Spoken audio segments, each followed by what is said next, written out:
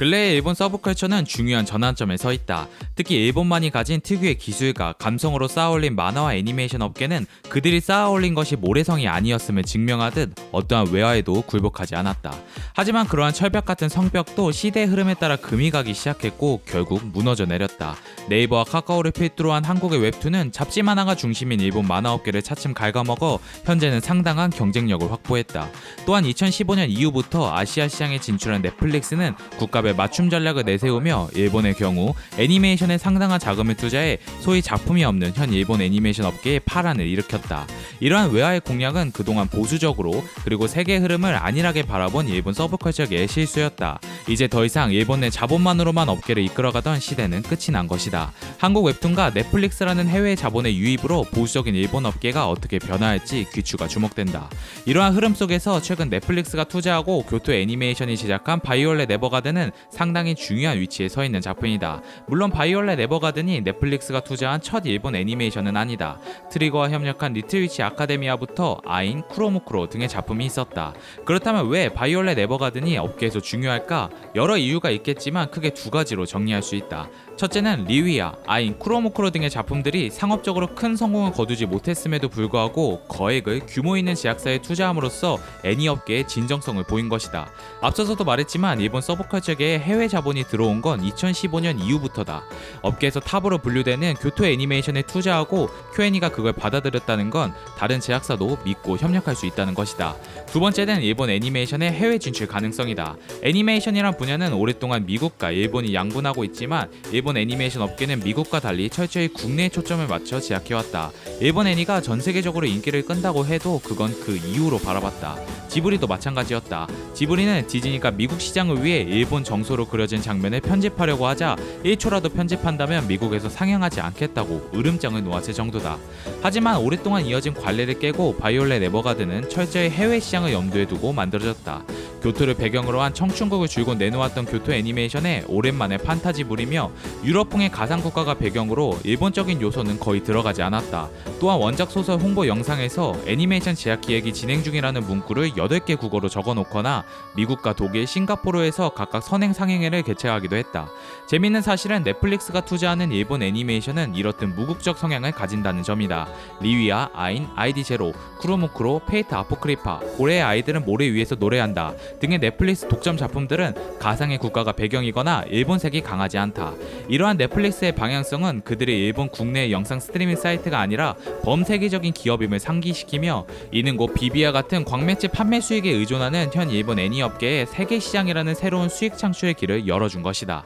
지금까지 업계에서 바이올렛을 바라보는 시선에 대해 이야기했다면 애니메이션 팬들이 이 작품에 주목한 이유는 따로 있다. 바로 작화다. 이 작품은 정식 방영되기 1년 전에 공개된 PB의 수려한 그림으로 크게 화제가 되었다. 팬들은 넷플릭스의 자본이 이미 수려하던 Q&A의 작화를 한 단계 더 업그레이드했다는 평을 내렸다. 하지만 냉정하게 말하자면 움직임을 뜻하는 작화가 상승했다고 보긴 어렵다.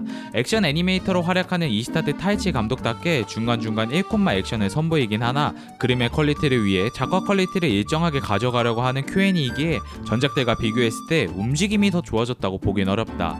그림의 퀄리티만을 가지고 이야기하자면 일단 소설의 사파가였던 타카세 아키코를 그대로 캐릭터 디자이너로 고용한 점부터 이미 말할 것도 없다. 기존의 TVA 어느 작품을 가져와도 비견할 수 없다. Q&A 특유의 영상미에 대한 고집이 이 작품에서도 전해진다.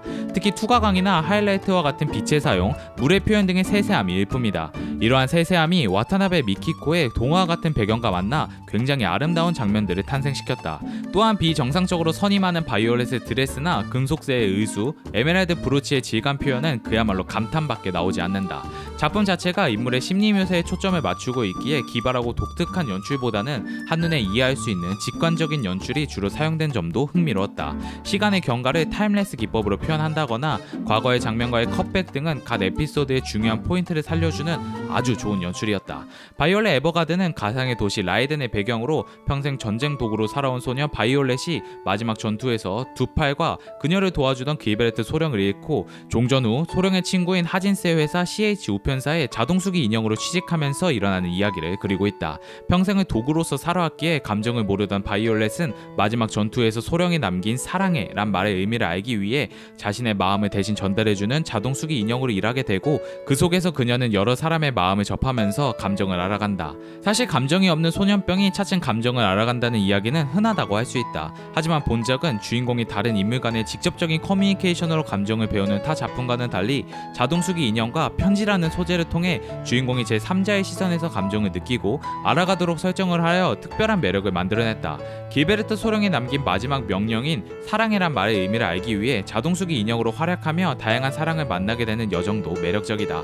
바이올렛은 연애 대상으로서의 사랑을 넘어 형제, 부모의 등을 목격한다. 다만 이렇게 다양한 사랑이 그려지면서 기존의 길베르트와 바이올렛 간의 사랑의 의미가 다소 퇴색되어 버린 점은 아쉬움이 남았다.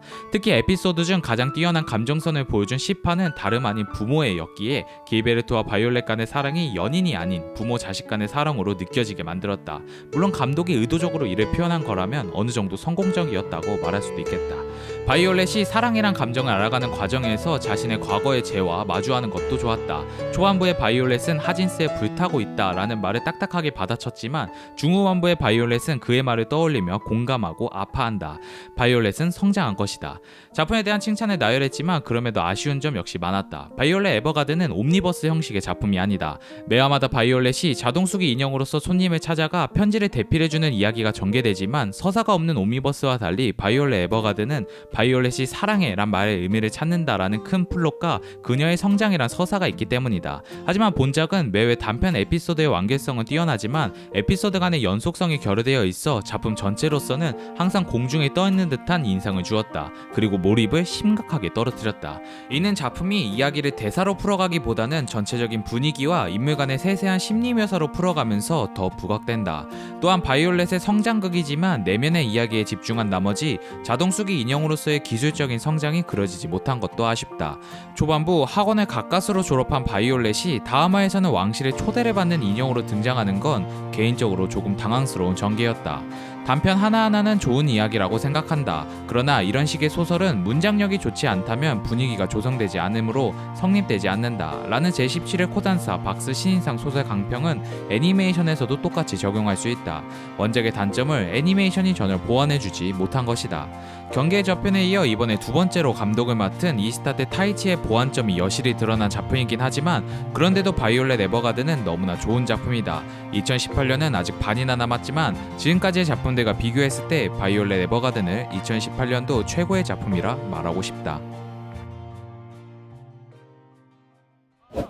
자, 진짜가 나타났다. 다들 길을 비키고 머리 숙여라. 아니다 됐다. 다들 일어나. 핸드폰을 꺼내서 팟빵을 눌러라. 야 너네 거기 지금 뭐하냐. 죄라 검색하고 빨리 구독 눌러라. 시간이 없다. 미안 사실 굴하다. 생방송은 아니니까 너네만